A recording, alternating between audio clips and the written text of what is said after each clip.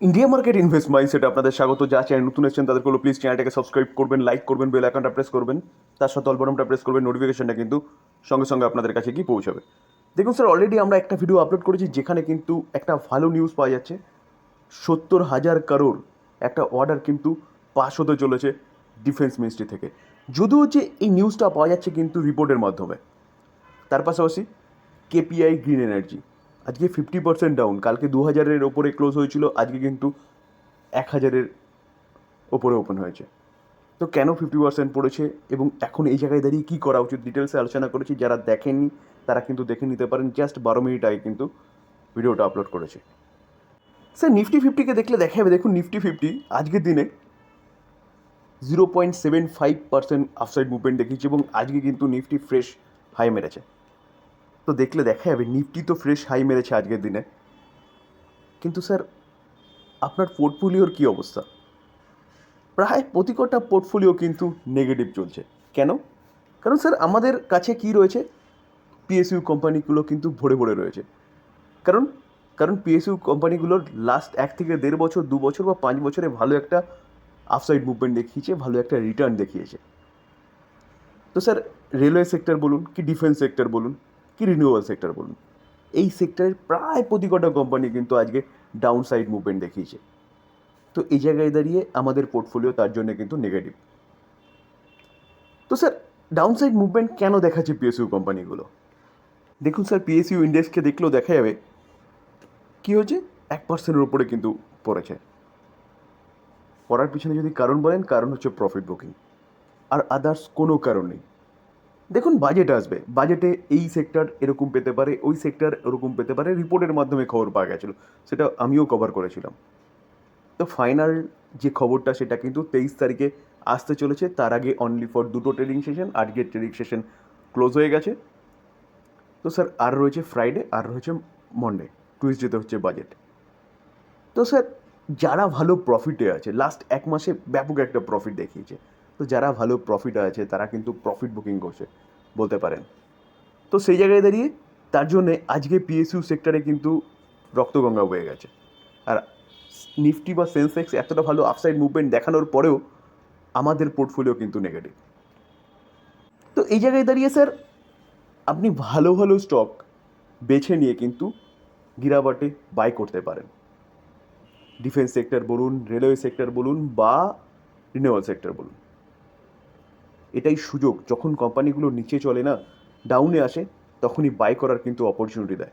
সেই opportunity miss করলে র্যালিতে পার্টিসিপেট করতে পারবেন না। আমরা দেখি যেই কোম্পানি দৌড়াচ্ছে তখন সেই কোম্পানির পিছনে দৌড়ই।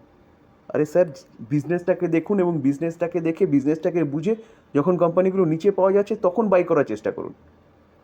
তাহলে কিন্তু ভালো একটা ক্যাপিটাল গেন তৈরি করতে পারবেন। টাটা পাওয়ার, দেখুন স্যার, কোনো বাই রেকমেন্ডেশন নয়, স্টাডি পারপাস আলোচনা করছি। আপনারা এই আলোচনা শুনে নিয়ে গিয়ে বাই করার চিন্তাভাবনা একদম করবেন না। নিজে ফার্দার অ্যানালাইসিস করার চেষ্টা করবেন, তারপরে গিয়ে কিন্তু বাই করবেন। এভারগ্রিন স্টক, লং টার্ম ইনভেস্টমেন্টের জন্যে। কোম্পানিটা রিনিউয়াল সেগমেন্টে কাজ করছে, সোলার রুফটপ নিয়ে কাজ করছে। তার পাশাপাশি কোম্পানিটা কী করছে, কোম্পানিটা হচ্ছে চার্জিং স্টেশন নিয়ে কাজ করছে। ফিউচারে এই কোম্পানিটা অনেক দূর পর্যন্ত যাবে। দেখুন স্যার, আজকের দিনে দেখলে দেখা যাবে কোম্পানিটা 1.5%-এর কাছাকাছি কিন্তু ডাউন সাইড মুভমেন্ট দেখিয়েছে এবং কোম্পানিটা হাই ওপেন হয়েছিল, সেখান থেকে একটা ডাউন সাইড মুভমেন্ট দেখে কিছুটা রিকভারি করার চেষ্টা করেছিল, তারপরে কিন্তু কন্টিনিউয়াসলি নিচে এসছে। তো স্যার এই কোম্পানি কেন বলছি, কারণ বললাম যে কোম্পানিটা হচ্ছে লং টার্মের জন্য বেস্ট। তো এই কোম্পানিটাকে নিয়ে কিন্তু ভালো নিউজও পাওয়া যাচ্ছে, দুটো নিউজ। চলুন সেটা একটু দেখার চেষ্টা করি। দেখুন স্যার, টাটা পাওয়ার এই কোম্পানিটা এনএইচপিসির সাথে একসাথে কিন্তু কোলাবোরেশনে ইনস্টল করতে চলেছে কি সোলার রুফটপ। কোথায়? গভর্নমেন্ট বিল্ডিংগুলোতে। দেখুন স্যার, গভর্নমেন্ট কী করেছে, একটা লক্ষ্যমাত্রা রেখেছে যে ডিসেম্বর 2025-এর মধ্যে তাদের যেসব নিজস্ব বিল্ডিংগুলো রয়েছে, ওন বিল্ডিং, সেগুলোতে কী করতে চলেছে, সোলারাইজেশন অর্থাৎ সোলার রুফটপ লাগাতে চলেছে, যেখানে টাটা পাওয়ার কাজ করছে তার সাথে এনএইচপিসির সাথে। দেখুন, এই আর্টিকেল দেখলে দেখা যাবে টাটা পাওয়ারের সাবসিডারি টাটা পাওয়ার রিনিউয়েবল এনার্জি। তো স্যার এই কোম্পানিটা কী করেছে, এই কোম্পানিটা কিন্তু মেমোরেন্ডাম আন্ডারস্ট্যান্ডিং করেছে কার সাথে, এনএইচপিসির সাথে, যেটা একটু আগে বললাম যে গভর্নমেন্ট বিল্ডিংগুলোতে কিন্তু সোলার রুফটপ ইনস্টলেশন করার জন্য। তো এটা একটা কিন্তু ব্যাপক নিউজ বলতে পারেন টাটা পাওয়ারের জন্য। দেখুন স্যার, টাটা পাওয়ার বুস্ট করতে চলেছে কি, টাটা পাওয়ার বিজনেসটাকে বুস্ট করার জন্য ক্যাপেক্স করতে চলেছে 20,000 কারোর রিনিউয়েবল এনার্জি সেগমেন্টে। প্রথম যে নিউজটা নিয়ে আলোচনা করেছিলাম সেটা হচ্ছে আজকেরই নিউজ, যে এনএইচপিসির সাথে কিন্তু টাই আপ করে কী করতে চলেছে, সরকারি বিল্ডিংগুলোতে সোলার রুফটপ ইনস্টলেশন করতে চলেছে। এবং এই যে নিউজটা আলোচনা করছি সেটা হচ্ছে 17 তারিখের নিউজ। এই যে নিউজটা এটা কে জানিয়েছে, টাটা পাওয়ার নিজে জানিয়েছে যে এক্সপেন্ডিচার করতে চলেছে FY25-এ 20,000 কারোর, এবং তার পাশাপাশি দেখলে দেখা যাবে FY24-এ কত 12,000 কারোর ক্যাপেক্স করেছে। তো স্যার 20,000 কারোর যদি ক্যাপেক্স করে তাহলে টাটা পাওয়ারের বিজনেসটা কোথায় যাবে বুঝতে পারছেন, যেটা FY24-এর থেকে কিন্তু অনেকটা বেশি। এটা কোথা থেকে আমরা জানতে পারছি, এটা কিন্তু 105 অ্যানুয়াল জেনারেল মিটিং অর্থাৎ AGM থেকে জানতে পারছি। এটা কিন্তু কে বলছে, এটা বলছে নটরাজন চন্দ্রশেখরন। মূলত কি, মূলত রিনিউয়েবল এনার্জিকে বুস্ট আপ করার জন্য। তো সেই জায়গায় স্যার বিজনেসটাকে বুঝুন, বিজনেসটাকে বুঝে নিয়ে তারপর সেই কোম্পানি নিয়ে চিন্তা ভাবনা করুন। তার পাশাপাশি স্যার শোনা যাচ্ছে PM সূর্য ঘর মুফত বিজলি যোজনা, যে যোজনাটা চালু করেছে ফার্স্ট 1 করোড় হাউস হোল্ডারদের কী দেওয়া হবে, যে 1 করোড় হাউস হোল্ডারদের সোলার রুফটপ দেওয়া হবে। তো সেই জায়গায় দাঁড়িয়ে স্যার এবার শোনা যাচ্ছে যে এই বাজেটে 1 করোড়টা সেটা 2 করোড় হতে পারে। তো সেই জায়গায় দাঁড়িয়ে কিন্তু সবচেয়ে বেস্ট প্লেয়ার হিসেবে টাটা পাওয়ার কিন্তু অনেকটা বিজনেস পেতে পারে। তো এই কোম্পানিটা কিন্তু এভারগ্রিন স্টক লং টার্ম ইনভেস্টমেন্টের জন্য। স্যার জাস্ট ডায়াল কোম্পানিকে দেখলে দেখা যাবে আজকের দিনে কোম্পানি 20% আপসাইড মুভমেন্ট দেখিয়েছে। দেখানোর পিছনে যদি কারণ বলেন, কারণ হচ্ছে কোম্পানির রেজাল্ট, ফাটাফাটি রেজাল্ট।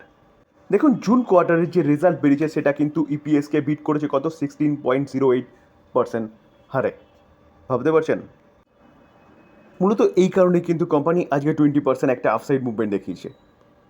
তো স্যার এই কোম্পানিটা কিন্তু আপনি রাডারে রাখতে পারেন। দেখুন স্যার এশিয়ান পেন্ট গতকাল কোম্পানির রেজাল্ট বেরিয়েছে, রেজাল্ট কিন্তু যথেষ্ট খারাপ হয়েছে। কোম্পানির প্রফিট 24% হারে পড়েছে। তো স্যার আজকের দিনে কোম্পানিটা কিন্তু ব্যাপক একটা ডাউনসাইড মুভমেন্ট দেখানোর কথা ছিল। দেখুন ওপেনও হয়েছিল অনেকটা নিচে, সেখান থেকে রিকভারি হয়েছে, আবার নিচে এসছে, আবার কিছুটা রিকভারি হয়েছে বলতে পারে। তো অবশেষে ক্লোজ দিয়েছে নেগেটিভই, 1.59% নেগেটিভ ক্লোজ দিয়েছে। স্যার এরকম কেন হলো, যেখানে কোম্পানিটা এত খারাপ রেজাল্ট করেছে তাও? দেখুন স্যার আমি সবসময় বলি যে মার্কেট যে এক্সপেক্ট করছে সেই তুলনায় ঠিকঠাক করছে না খারাপ করছে। মার্কেট এক্সপেক্ট করেছিল যে রেজাল্ট খারাপ হবে এই কোম্পানির, তো যতটা এক্সপেক্ট করেছিল তার থেকে কিন্তু একটু খারাপ হয়েছে বলতে পারেন।